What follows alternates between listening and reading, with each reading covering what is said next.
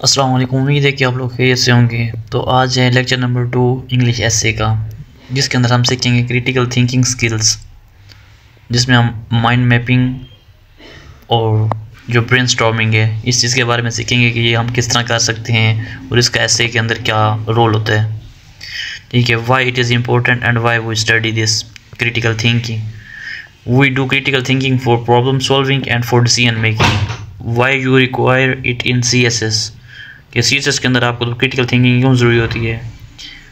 Benefits of learning this skill and role of critical thinking in civil service के अंदर इसका क्या role होता है। तो ये सारी चीज़ें हम इस लेक्चर के अंदर डिस्कस करेंगे।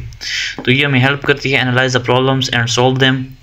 और जो हमारे पास होती है ना क्रिटिकल थिंकिंग, ये कोई साइंस नहीं है, ये कॉमन सेंस होती है। ठीक है, अब ये जिनके अंदर नहीं होती तो वो CSS में फेल होते हैं। ठीक हो गया, जो क्रैमर होते हैं वो CSS में फेल होते हैं, जो क्रैमिंग ज़्यादा करते हैं, ये लीड टू फेलियर। और जिनके अंदर क्रिटिकल थिंकिंग नहीं होती वो भी फेलियर की तरफ जाते हैं। अब सर ने जो ये लेक्चर दिया था, सर आरिफ ने, तो उन्होंने इसके अंदर ये सिखाया था कि क्रिटिकल थिंकिंग करते कैसे हैं। तो वो सारा मैं आपके साथ इसके अंदर डिस्कस करता हूँ। How we join some institution, we made some parameters, we check its management, fee structure, teaching faculty, lecture style, education environment, patrons, etc. Then we make a decision. Means these are the things we have decided a criteria. ये सारी वो चीज़ें जिनकी वजह से हमने criteria decide की है कि एक हमने प्रॉब्लम, इसको पैरामीटर्स को एक प्रॉब्लम के तौर पर ली है। अब इसका सोल्यूशन क्या होगा कि हम फिर इसकी बेस पे एक डिसीजन लेंगे। तो ये सारा क्या हो गया, एक क्रिटिकल थिंकिंग हो गई।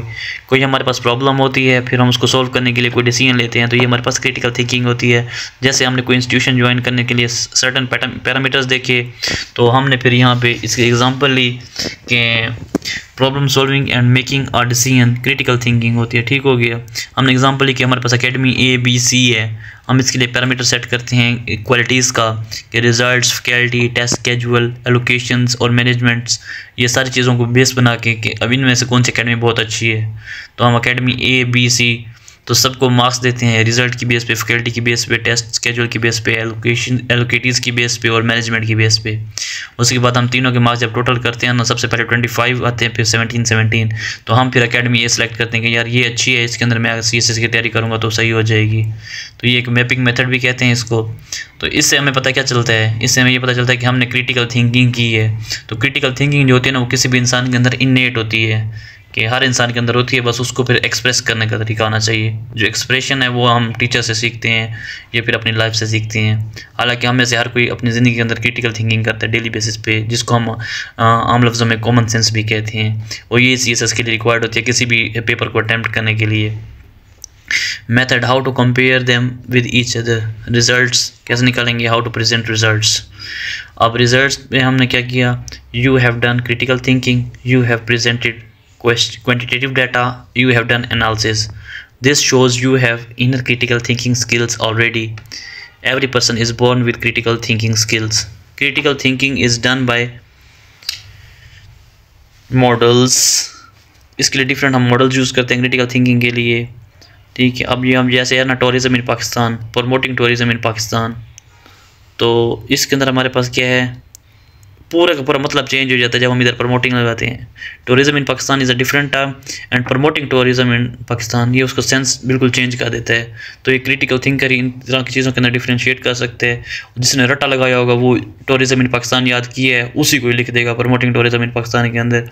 कुछ सोचेगा नहीं, समझेगा नहीं, बस ऐसे ही लगा देगा कि भाई ठीक है, मुझे ये चीज़ें रट्टा रटाई हैं, आती हैं, बस वो लिख देगा। अब CSS के अंदर इसकी क्या इंपॉर्टेंस होती है। सबसे पहले हम ब्रेनस्टॉर्मिंग करते हैं, ब्रेनस्टॉर्मिंग से हम माइंड मैपिंग पे आते हैं, और माइंड मैपिंग से आगे हम आते हैं लॉजिकल सीक्वेंसिंग पे। तो यहाँ पे हम क्या करते हैं, अपने डाटा को जो है ना एक गुड आउटलाइन के तौर पे लिमिट कर देते हैं। अब हम आते हैं नेक्स्ट पेज के ऊपर। अब हम क्रिटिकल थिंकिंग मॉडल की तरफ आते हैं।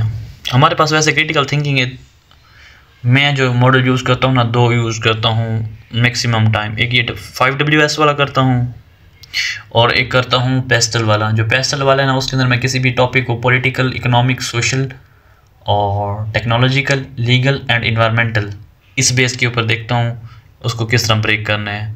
और जो 5W है ना, ये कोई भी अब मेरे पास प्रॉब्लम आती है या कोई भी टॉपिक आते हैं CSSC के अंदर या कोई भी पेपर्स के अंदर क्वेश्चंस आते हैं करंट अफेयर, पाकिस्तान अफेयर्स या क्रिमिनोलॉजी किसी भी चीज़ का, तो मैं क्या करता हूँ, to learn about any problem apply this model. ठीक है, what is the phenomena, issue or problem, define the topic, why, the reason or the cause of the topic, where it is taking place, when at which time it take place, who, people affected by it। तो इन चीज़ों को जब मैं देखता हूँ 5Ws को, तो फिर वो मैं अपने टॉपिक को इजीली ब्रेक कर सकता हूँ या क्रैक कर सकता हूँ। दूसरा जो मॉडल है मेरे पास वो होता है काज एंड इफेक्ट का मॉडल।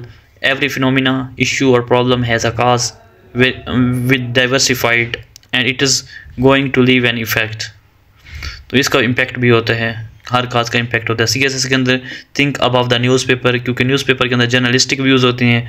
जो जर्नलिस्ट होते हैं वो चीज़ों को मैक्सिमम जो है ना फैला चढ़ा कर बयान करते हैं, जबकि जो CSS होता है इसके अंदर आपको प्रॉब्लम सॉल्विंग करनी होती है, क्योंकि जो रोल आपको दिया जाता है वो प्रॉब्लम को सॉल्व करने के लिए दिया जाता है, बातों को बढ़ा चढ़ा कर या सुकड़ने वाला नहीं होता। तो इसलिए आपको जर्नलिस्टिक अप्रोच नहीं रखनी चाहिए, बल्कि आपको एक CSS एस्पायरेंट वाली सोच रखनी चाहिए कि आपने हर चीज़ का सलूशन आखिर पे ज़रूर देना है, हर प्रॉब्लम का। इसके बाद हम आते हैं अब अपने नेक्स्ट लेक्चर के पार्ट की तरफ, जो ये लेक्चर 2 है। इसके अंदर फिर सर ने हमें बताया कि why do you have to study so many subjects in CSS। Answer, gather information, increase knowledge, for what, critical thinking. अब हमारे पास एक ऐसे है, उसका टॉपिक है the effect of global warming on Pakistan economy. तो इसमें जो काज है वो ये हो गया और इफेक्ट ये हो गया, ठीक हो गया। उसके बाद CSS 2020 का एक टॉपिक है promoting tourism in Pakistan, prospects and challenges. तो इसमें प्रमोटिंग टूरिज्म जो है ना वो काज है, तो इसका इफेक्ट क्या होगा कि जो पाकिस्तान के अंदर जो टूरिज्म है वो इंक्रीज़ होगी, ठीक हो गया। उसके बाद हमारे पास आ जाती है क्लैपिंग। एग्जांपल दिए सर ने इधर, सर ने कि अगर मैं क्लैप करता हूँ तो ये काज है, अगर साउंड आती है तो वो इफेक्ट होते हैं। इस तरह हम कहते हैं ये काज एंड इफेक्ट होते हैं। जो तीसरा मॉडल होता है वो हमारे पास होता है कंपेयर एंड कंट्रास्ट मॉडल। इसमें हम क्या होता है, कंपेयर के अंदर हम सिमिलर थिंग्स को कंपेयर करते हैं और कंट्रास्ट के अंदर डिफरेंट थिंग्स को या उनकी डिफ्रेंशिएशन करते हैं या डिफरेंट थिंग्स को कंपेयर करते हैं, ठीक है। अब हम इसमें क्या कर सकते हैं, किसी भी दो मुल्क के एजुकेशन सिस्टम कंपेयर कर सकते हैं। अगर हमारे पास एग्जांपल है तो हम कंपेयर किन को करते हैं, सिमिलर थिंग्स को, जैसे पाकिस्तान या अफगानिस्तान, पाकिस्तान ईरान, पाकिस्तान इंडिया, पाकिस्तान बांग्लादेश। सबसे जो सूटेबल एग्जांपल होगी ना वो पाकिस्तान और बांग्लादेश की, क्योंकि ये बहुत करीबी करीबी हैं, सब रिसेंटली सेपरेट हुए हैं। तो इस तरह के हम कंपेरिजन के अंदर सिमिलर थिंग्स के दरमियान कंपेरिजन करते हैं। अब हम पाकिस्तान का जो एजुकेशन सिस्टम और USA का एजुकेशन सिस्टम या पाकिस्तान का एजुकेशन सिस्टम और UK का एजुकेशन सिस्टम, इनको कंपेयर नहीं कर सकते, इनको हम डिफरेंस के लिए ले सकते हैं, क्योंकि एक डेवलपिंग कंट्री है और एक डेवलप्ड कंट्री है। अब जैसे डिफरेंट ये है ना हमारे पास कंट्रास्ट मॉडल, तो इसमें हम एजुकेशन सिस्टम का जब कंट्रास्ट लेते हैं फिर पाकिस्तान और US का लेंगे, पाकिस्तान और UK का लेंगे, पाकिस्तान और फ्रांस का लेंगे, मतलब एक डेवलपिंग कंट्री का लेंगे, एक डेवलप्ड कंट्री का। जब कंपैरिजन करना होगा तो दोनों डेवलपिंग कंट्रीज़ लेंगे या दोनों डेवलप्ड कंट्रीज़ लेंगे, मींस एक जैसी चीज़ें लेंगे, सिमिलर थिंग्स। आई थिंक अब आपको लेक्चर यहाँ तक समझ आ गया होगा और मेरी भी अच्छी खासी रिवीजन होगी अल्हम्दुलिल्लाह। और अब हम आते हैं इसके फाइनल एंड की तरफ। वो ये है कि हमारे पास वेरिएबल्स होते हैं और कॉन्स्टेंट्स होते हैं। Are internal threats more dangerous to Pakistan और एक्सटर्नल। अब हमारे पास जो थ्रेट्स हैं पाकिस्तान को, वो हमारे पास क्या हो गए, कॉन्स्टेंट्स हो गए। और जो इंटरनल थ्रेट्स या एक्सटर्नल थ्रेट्स हैं ना, जब हम इस चीज़ को देखते हैं तो ये हमारे पास क्या हो गए, वेरिएबल्स। ये डिफरेंट हो सकते हैं, थ्रेट इंटरनल और एक्सटर्नल थ्रेट्स तो डिफरेंट हो सकते हैं, मगर जो थ्रेट है वो तो कांस्टेंट है ना पाकिस्तान को। मींस पाकिस्तान को एक थ्रेट तो कांस्टेंट है। अब ये वेरी कर सकता है कि वो इंटरनल है कि एक्सटर्नल है, ठीक हो गया। अब इसके अंदर कीवर्ड जो है ना वो मोर है। अब मोर क्या शो कर रहा है, ये शो कर रहा है comparison, degree of danger, intensity of danger या एक्सटेंट ऑफ डेंजर। तो ये हमारे पास एक आर्गुमेंटेटिव ऐसे है, ठीक है। अब इसके बाद सर ने हमारे से एक एक्टिविटी करवाई इस लेक्चर के अंदर, वो ये थी कि लेट्स कंपेयर टू सिटीज़। अब हम जब कंपैरिजन करते हैं तो हम दो सिटीज़ का कंपैरिजन करते हैं, ठीक हो गया। अब हम कंपेयर कर रहे हैं Islamabad and Lahore, no chance too early, ठीक है। पहले हम इस्टेब्लिश करेंगे पैरामीटर्स। ये डायरेक्टली हम इसको नहीं चूज़ कर सकते कि हम कोई भी सिटीज़ के नाम लिख देंगे, किस बेस पे लिखे हैं, क्या किस लिए लिखे हैं। सबसे पहले हम एक पैरामीटर इस्टेब्लिश करेंगे उन दोनों सिटीज़ के सबसे पहले कि वो पाकिस्तान में होने चाहिए। फिर इसके बाद हम इंफ्रास्ट्रक्चर पे नहीं आएंगे, फिर हम देखेंगे कि बहुत सिटीज़ जो है ना पंजाब में होनी चाहिए ये हमने क्राइटेरिया बिल्ड किए। फिर हमने देखा कि पंजाब के अंदर भी है, पाकिस्तान के अंदर भी है, वो गुजरांवाला और लाहौर हैं। यहाँ पे जाके हमारी जो है ना वो इंटेलेक्ट जो है ना वो सही करती है। तो हम ये बात कर रहे थे कि जो है ना, तो इस तरह फिर हम गुजरांवाला और लाहौर को सिलेक्ट करेंगे। और जो हमारे पास ये होता है ना कंपैरिजन का क्राइटेरिया, वो हमने देखा climate, population, area, infrastructure, literacy, culture, politics and health facilities. तो ये हमने एक क्राइटेरिया सेलेक्ट किया और उस बेस पे हम एक टॉपिक को इस तरह सेलेक्ट करते हैं। ये नहीं है कि डायरेक्ट हम टॉपिक का नाम ही लिख देंगे। हम देखेंगे पहले कि यार अब लेट्स कंपेयर टू सिटीज़, एक तो एक्टिविटी हो गई ना। अब डायरेक्ट टॉपिक का नाम लिखना, दिस इज़ नॉट इंटेलेक्चुअल और this is not a critical thinking. सबसे पहले हम पैरामीटर्स इस्टेब्लिश करेंगे। पैरामीटर्स जो है ना वो ये सारे ये हैं। उसके बाद हम फिर बहुत सिटीज़ को जो है ना ये एक क्राइटेरिया सेट करेंगे, पाकिस्तान में होना चाहिए। फिर हम ये सेट करेंगे कि उनको पंजाब में होना चाहिए। उसके बाद जाके हम देखते हैं इस क्राइटेरिया पे कौन से दो सिटीज़ आपस में जो है ना उनको हम कंपेयर कर सकते हैं। तो हमने सेलेक्ट किया गुजरांवाला एंड लाहौर। तो ये सारा प्रोसेस करने के बाद हम सेलेक्ट करेंगे, ठीक है। और हम बुक्स को स्टडी करनी चाहिए डिफरेंट किस्म की जब फ्री टाइम हो। थिंक डिफरेंटली, ये सर का आखिरी पॉइंट था इस लेक्चर का। इंशाल्लाह नेक्स्ट वीडियो के अंदर मैं फिर लेक्चर 3 की समरी पेश करूँगा जो आपके लिए बहुत फ़ायदेमंद होगी। अल्लाह हाफिज़।